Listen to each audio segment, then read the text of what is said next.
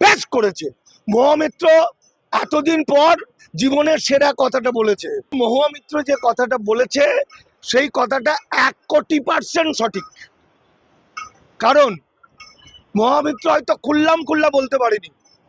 আজকে এই যে যাদের কথা বলেছে তাদের 99% হচ্ছে ইল্লিগাল মাইগ্রেন্ট।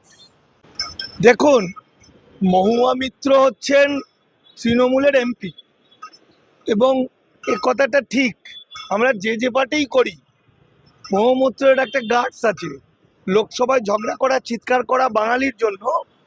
এবং এই যে ওয়াক আপ থেকে শুরু করে বিভিন্ন কিছুতে মহুমিত্রের একটা অবস্থান স্পষ্ট। অন্তত লড়াই যদি কেউ করতে পারে তো মহুয়া মিত্র আছে। এই জায়গা থেকে আমি তাকে একটু রেসপেক্ট করি।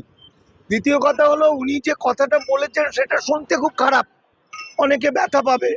কারণ উনি বলেছেন সারাটা বছর তৃণমূল, আর যখন ভোট দেবে তখন দেখা যাবে একটা একটা ইয়ে খুললে একটা বুথে 90% হচ্ছে সনাতনী, তার মানে বিজেপি, সনাতনী হিন্দু। আর ওই যে যারা, এটা কাদের বলেছে, ওদের বলেছে মতুয়াদের, মানে এসসি, মানে নর্মাল লক্ষ্মীর ভাতা কি বলে, লক্ষ্মীর ভান্ডার দিতে যে টাকাটা দেয় এসসির জন্য 200 টাকা করে বেশি। অথচ 200 টাকা করে বেশিও নেবে, আবার তৃণমূলের কাছে সুযোগ সুবিধাও নেবে, আবার ভোটটা বিজেপিকেও দেবে। দেখুন, মহুয়া মিত্র এরা কেউ বিপ্লবী নয়, এরা কেউ সমাজসেবী নয়, এরা পুরোদস্তুর রাজনৈতিক ব্যক্তিত্ব।